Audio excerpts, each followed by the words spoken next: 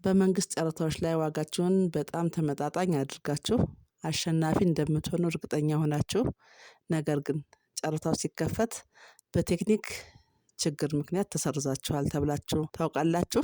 እንግዲህ ብዙ ነጋዴዎችና አቅራቢዎች የሚሳሳቱት ትልቁ ስህተት ጨረታ የሚያሸንፈው አነስተኛ ዋጋ ያቀረበው ብቻ ነው ብሎ ማሰባቸው ነው። ነገር ግን እውነታው የቴክኒክ ግምገማውን ወይም ቴክኒካል ኢቫሉዌሽን ሳታልፉ የፋይናንስ ወይም የዋጋ ኤንቨሎፖቻችሁ እንኳን አይታይ። ዛሬ በአዲሱ የፌዴራል መንግስት የግዥ መመሪያ ቁጥር 1073/2017 መሰረት የግምገማ ኮሚቴዎች የእናንተን ሰነድ ውድቅ የሚያደርጉባቸውን 5 ዋና ዋና ገዳይ ስህተቶችና እንዴት መከላከል እንደምትችሉ በዝርዝር እንነጋገራለን። እስከ መጨረሻው አብራችሁን ቆዩ።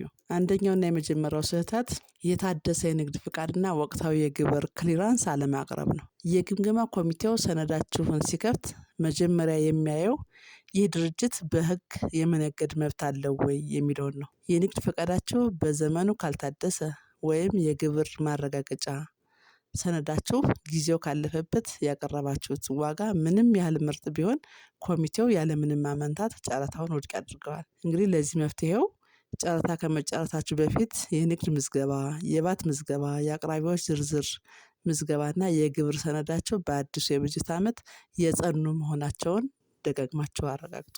ሁለተኛው ስህተት የጨረታ ማስከበሪያ ወይም የሲፒኦ ስህተት ነው። ይህ በጣም የሚያሳዝን ስህተት ነው።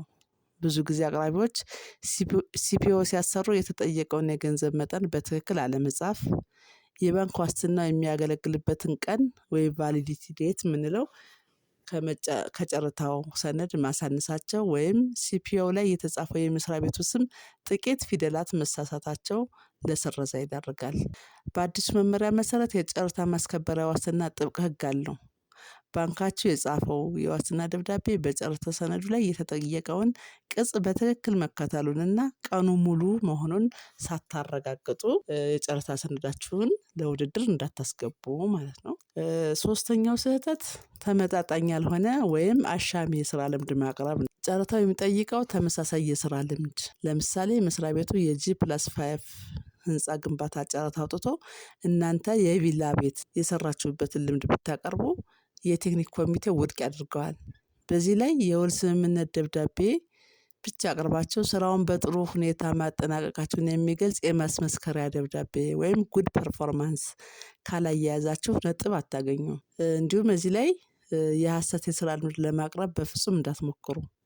በአዲሱ መመሪያ መሰረት ማጭበርበር ከተገኘ ድርጅታችሁ ጥቁር መዝገብ ወይም ብላክ ሊስት ውስጥ ገብቶ ለዓመታት ከመንግስት ጨረታ ይታገዳል ማለት ነው። አራተኛው ስህተት የቴክኒክ መስፈርትን ወይም ቴክኒካል ስፔሲፊኬሽንን በትክክል አለመሙላት ነው። ጨረታው ላይ ለምሳሌ ኮምፒውተር ኮር i7 መሆን አለበት ከተባለ እናንተ እኛ ጋር ያለው ኮምፒውተር ኮር i5 ቢሆንም በጣም ፈጣን ነው ብላችሁ በራሳችሁ ሀሳብ ልትሞግቱ አትችሉም። የመንግስት ግዥ የሚመራው በግልጽ መስፈርት ነው።